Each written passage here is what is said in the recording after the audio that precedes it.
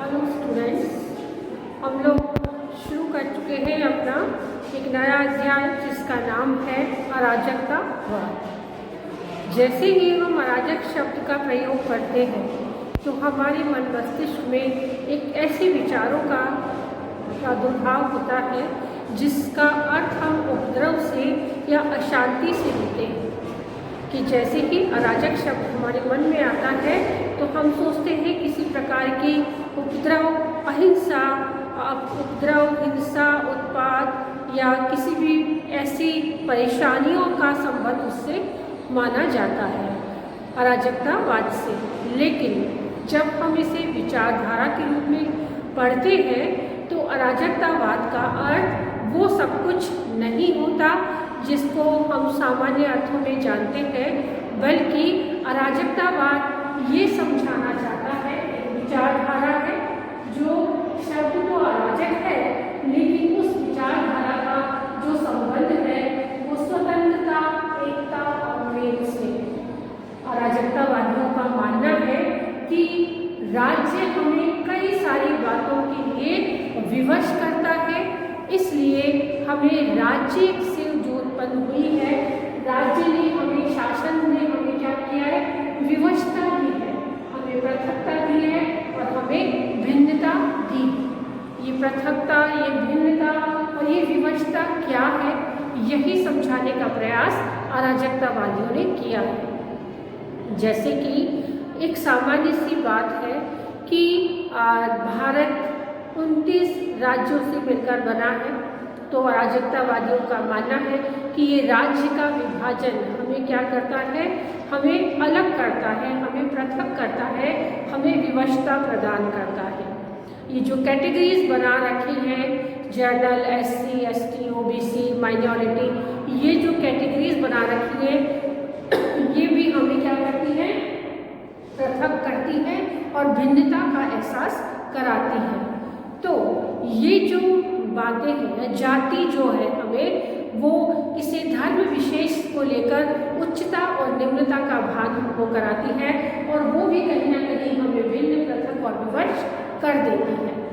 तो अराजकतावादियों का ये मानना है कि राज्य, शासन, धर्म, जो व्यवस्थाएं हैं वो सबके सब हमें कहीं ना कहीं पृथक करती हैं, हमें अलग करती हैं और इसी अलग अलग स्थिति को यदि हमें रोकना है तो हमें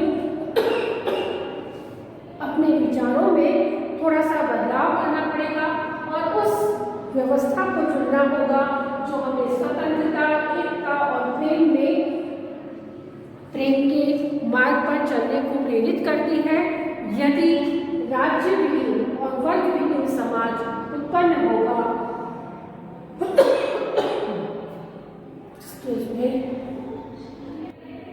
यदि राज्य विहीन, वर्ग विहीन और नियंत्रण विहीन जो राज्य का आदर्श अराजकतावादी प्रस्तुत करते हैं उसके बारे में हमें अराजकतावाद समझाता है। अराजकतावाद के जनक थे प्रिंस क्रोपाटकिन।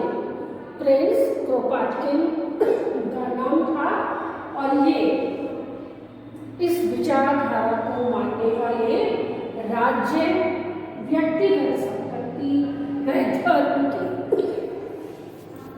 तो हम लोग जानते हैं कि अराजकतावाद के जनक प्रिंस क्रोपाटकिन थे, जिन्होंने ये समझाया कि ये जो शब्द है अराजकतावाद वो ग्रीक शब्द अनार्किया से मिलकर बना है, जिसका अर्थ होता है शासन का अभाव।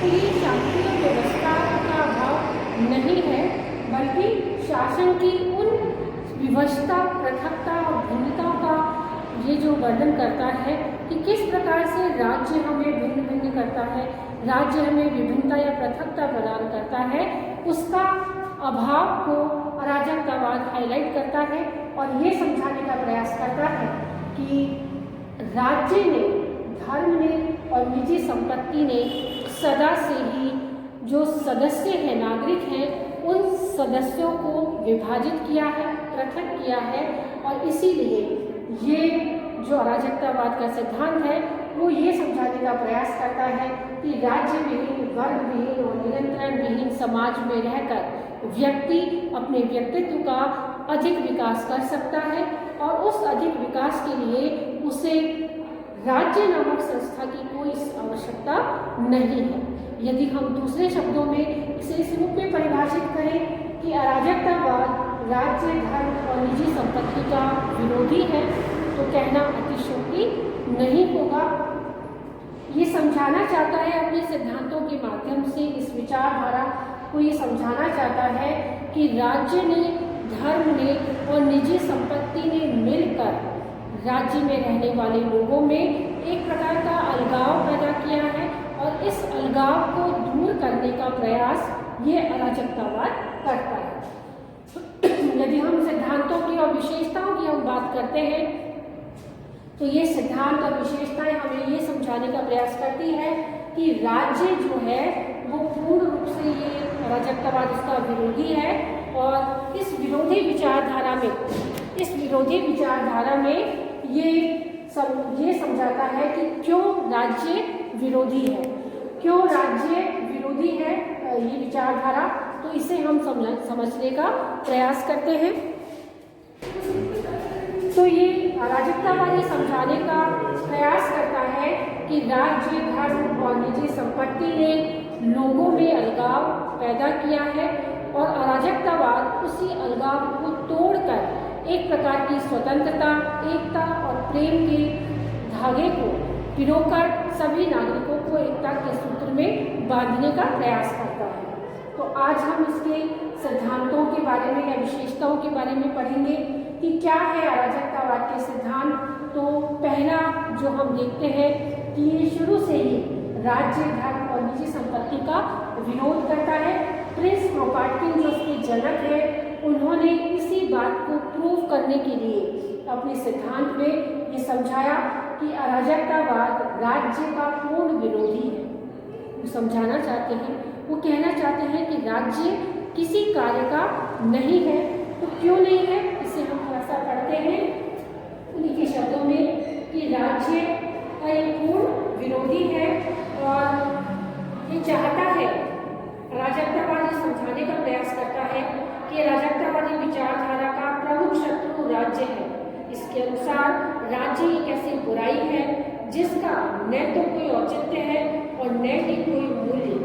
राज्य तो पूंजीपतियों की एक संस्था है जो पूंजी ही इसका आधार शक्ति है। अतः अराजकतावादी निम्न कारणों से राज्य का विरोध करते हैं।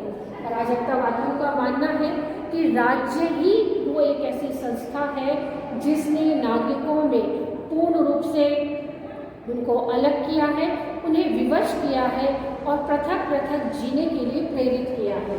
तो ये ना तो कोई औचित्यपूर्ण संस्था है और ना ही इसने कोई ऐसा विशेष कार्य किया है। ये तो केवल पूंजीपतियों का ही समर्थक रहा है। तो इस सिद्धांत को अपनाते हुए इन्होंने, अराजकतावादियों ने इस विचारधारा को इस रूप में स्वीकार किया है कि ये राज्य का पूर्ण विरोधी है। उसके लिए इन्होंने कुछ लॉजिक दिए हैं, उन लॉजिक को हम पढ़ते हैं। क्या औचित्य है कि राज्य एक लोक कल्याणकारी संस्था नहीं है। तो उनका जो पॉइंट है वो है राज्य अस्वाभाविकता पर आधारित, कि जो राज्य नामक संस्था है वो पूर्ण रूप से अस्वाभाविक है, उसकी कोई आवश्यकता नहीं है। पढ़ते हैं अराजकतावादियों के शब्दों में। अराजकतावादियों का मानना है कि मनुष्य प्रकृति से ही सहयोगी एवं विवेकशील प्राणी है, जिस पर यदि किसी प्रकार का दबाव नहीं हो तो वह अपना जीवन अच्छे संबंधों के द्वारा गुजार सकता है। किंतु राज्य शक्ति शासक व शासितों के बीच एक ऐसी दीवार खड़ी कर व्यक्ति की सहयोगी प्रवृत्ति को समाप्त कर देता है। कि जैसा हम प्रारंभ से सुनते आ रहे हैं कि मनुष्य एक सामाजिक प्राणी है और समाज में रहकर विवेक से अपने प्रत्येक कार्य और निर्णय वो कर सकता है। तो ऐसा ही मानना है अराजकतावादियों का कि जो राज्य की उत्पत्ति है वो अस्वाभाविकता के अनुरूप बनी हुई है, कि मनुष्य प्रारंभ से ही एक सामाजिक प्राणी है और सहयोगी प्राणी है। और विवेक उसका साथ देता है और विवेक के साथ ही प्रत्येक कार्य को पूर्ण ढंग से निभाता चला जाता है। उसकी सहयोगी प्रवृत्ति में बहुत बड़ा संकट है ये राज्य, जो उसे विवश करता है कई प्रकार के कार्यों को नहीं करने के लिए।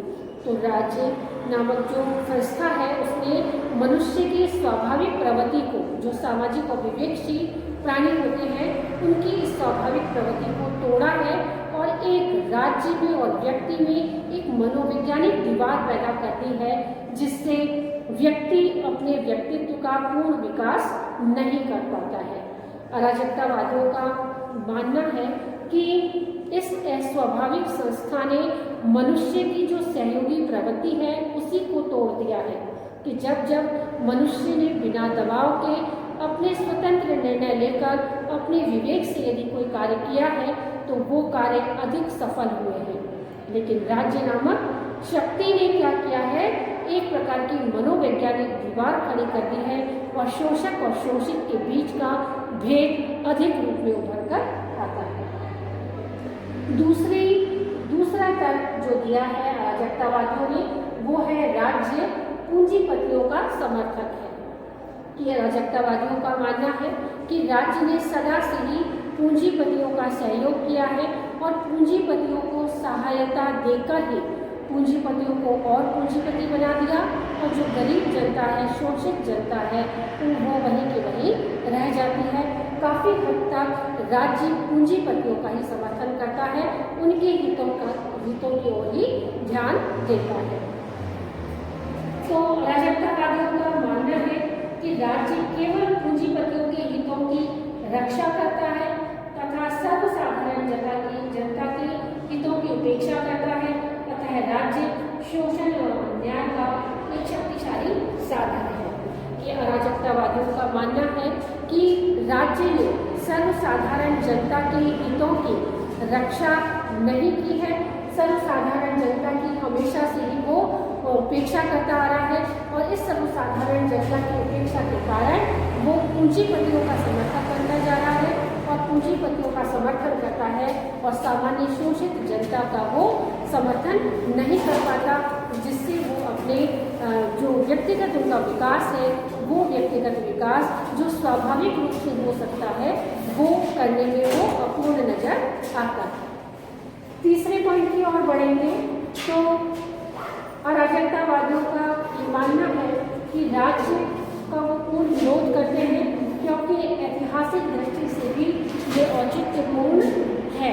ये औचित्यहीन संस्था है जिसकी कोई भी आवश्यकता महसूस नहीं की जा सकती। तो अराजकतावादियों का मानना है कि प्रिंस क्रोपाटकिन के अनुसार राज्य का जन्म अभी हाल ही में हुआ है, जो व्यर्थ प्रतीत होता है, क्योंकि राज्य की उत्पत्ति से पूर्व भी मनुष्य समूह बनाकर स्वतंत्र और सुखी जीवन व्यतीत करते थे। इतिहास गवाह है कि राज्य ने सदैव नवीन विचारों का और सुधारों का विरोध किया है तथा उन्नति, सुधार और स्वतंत्रता के मार्ग में सदैव बाधा पहुंचाने का कार्य किया है। राज्य द्वारा अब तक धर्म सुधारकों का या प्रचारकों आदि को भीषण दंड देकर उन्हें यातनाएं दी है, जिसमें सुकरात और ईसा मसीह के उदाहरण प्रत्यक्षतः हमें दिखाई देते हैं। तो अराजकतावादियों का ऐसा मानना है प्रिंस क्रोपाटकिन का कि ऐतिहासिक दृष्टि से यदि हम देखते हैं तो राज्य की जो उत्पत्ति हुई है अभी कुछ वर्षों पूर्व ही हुई है। उससे पूर्व भी व्यक्ति आसानी से समूह बनाकर अपना सामाजिक जीवन व्यतीत करते थे और सुख शांति से रहते थे। लेकिन जब राज्य की उपस्थिति ने ऐसी इस सामाजिकता का खंडन किया है और कई सारे धर्म गुरुओं को भयंकर यातनाएं देकर नवीन विचारों को और उनकी प्रगति और सुधारवादी विचारों का उन्होंने खंडन किया है और उनके मार्ग में एक बाधा उत्पन्न की है। यदि हम ईसा मसीह और सुकरात का यदि हम उदाहरण देते हैं तो इतिहास गवाह है कि उन्हें कठोर यातनाएं दी गई और राज्य नामक संस्था ने उसमें बाधा उत्पन्न की है उनके सामाजिक जीवन में बाधा उत्पन्न की है। तो इस तरीके से हम देखते हैं कि इन पॉइंटों के माध्यम से अराजकतावाद ये समझाने का प्रयास करता है कि सिद्धांततः यदि राज्यविहीन, वर्गविहीन और नियंत्रण विहीन राज्य होता है तो उस विचारों में व्यक्ति अधिक सक्रिय रूप से और सामान्य जीवन जी सकता है, क्योंकि राज्य की उत्पत्ति से पूर्व भी मनुष्य समूह बनाकर बेहतर सामाजिक जीवन जी सकते थे। तो इन 3 पॉइंटों के बाद में अगले क्रम में हम अगली वीडियो में इसको कंटिन्यू करेंगे। आज के लिए केवल इतना।